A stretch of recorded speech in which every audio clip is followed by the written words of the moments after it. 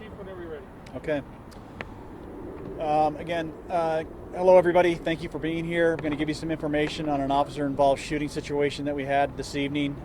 Try to give you any details that we have at this point. Again, this is a very, very initial stages of this investigation, so there's going to be a lot that's going to unfold as we get more into it. Again, my name is Todd Chamberlain. I am the Chief of Police for the City of Aurora. And at around 3 o'clock this afternoon, our officers, or Aurora 911, got a dispatch of a trespassing suspect on the parking lot behind me here at 19901 East 56th Avenue. This is a location where people who are going to Denver International Airport park their vehicles and then they are transported to the airport. The PR for this event is actually one of the employees or managers of the parking lot here. And again, he called law enforcement and stated that there was an individual who was trespassing in the lot, very disheveled, seemed to be either under the influence, have mental health issues, and also be somewhat combative. The call went out to our officers. An officer started to respond to the location.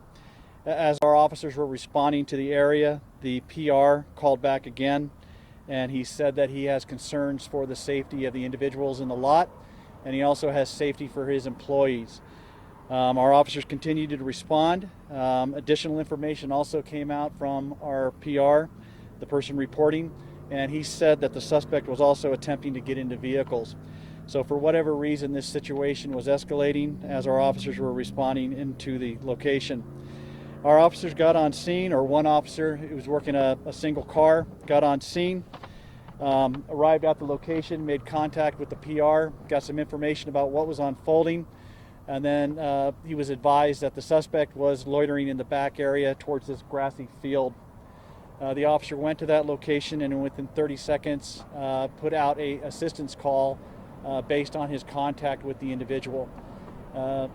Again, very, very short, concise information that we got right now. This is not a thorough or complete investigation in any way, but what we do know very briefly is that our officer did make contact with the suspect. There was verbal communication to have the suspect listen to the directions of the officer. There was also de-escalation techniques that included verbalization, and also at some point during this event less lethal munitions were used of some sort, and we're going to verify that as we go. I'm thinking it's most likely going to be a taser. Again, the suspect did not stop his behavior. He continued to walk towards the officers. At one point, the officer actually got pulled down onto the ground that we know at this time. Some equipment from the officer's belt was removed and is scattered amongst the field back there.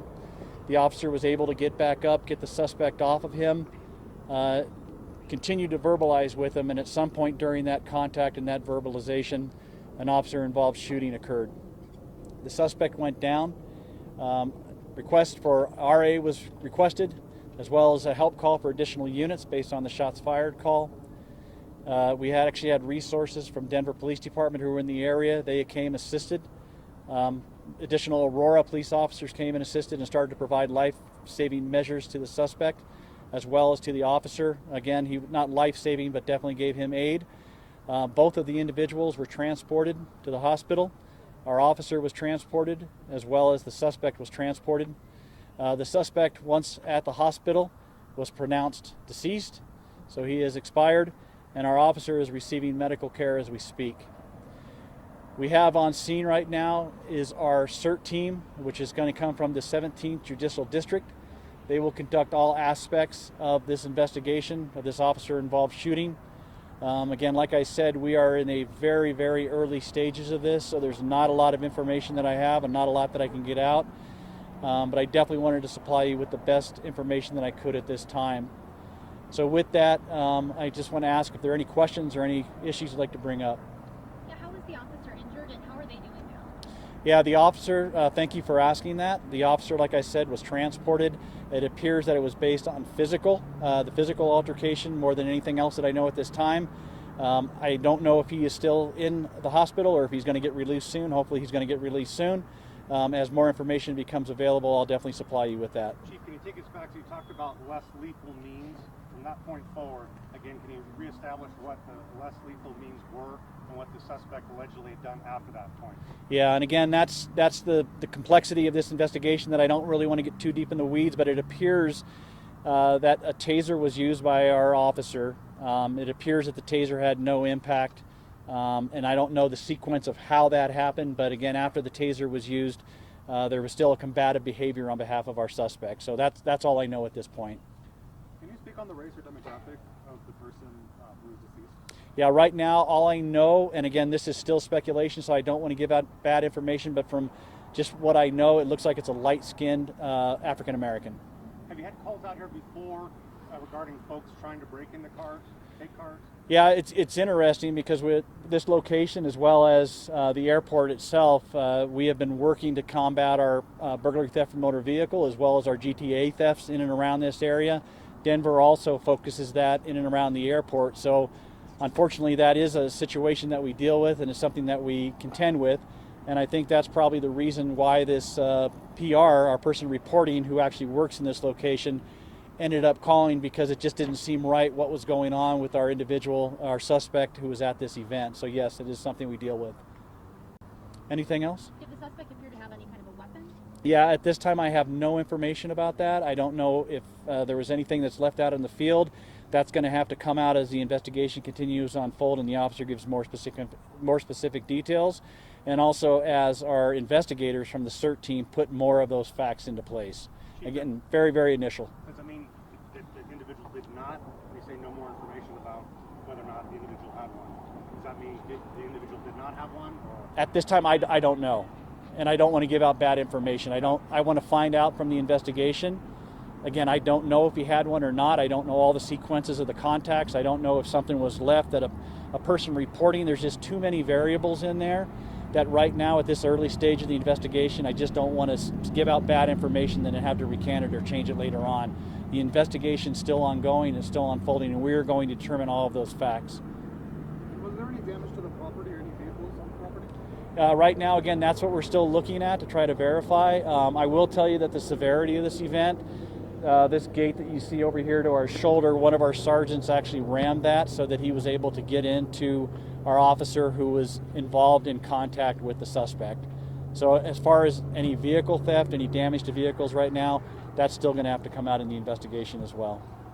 People are arriving and they need to get their car. What do they need to do? Yeah, again, that was one of the first things that we wanted to make sure. Again, this is without question a tragedy involved, but we don't want to make it worse for our community as a whole.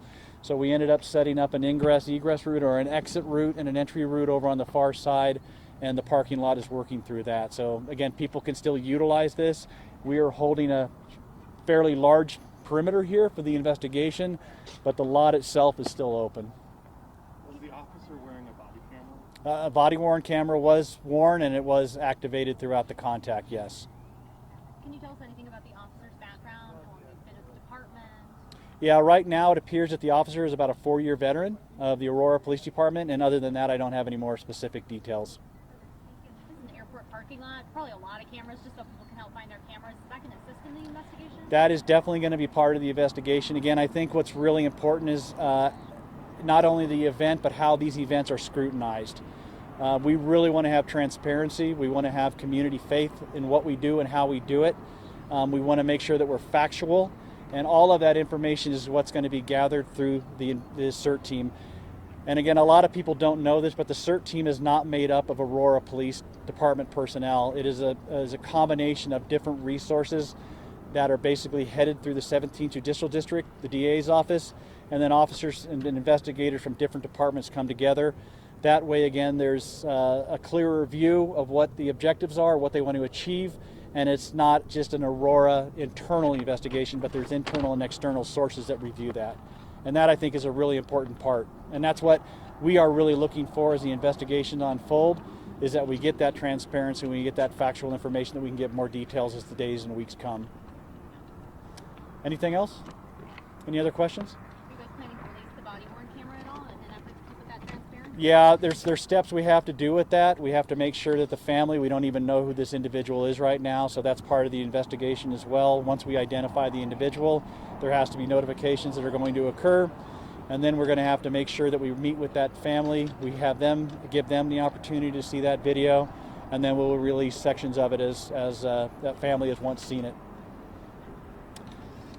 Anything else? Any other concerns, issues, anything you'd like to talk about? Again, thank you for being here. Thank you for the initial information that will go out. It's like I said, I think it's important that we get this out to the community as a whole so that they do understand. But I also really want to throw that caveat out there that this is really the very, very initial stages of this, and there's going to be much, much more that's going to follow in the weeks and the days and the months to come. So thank you very much.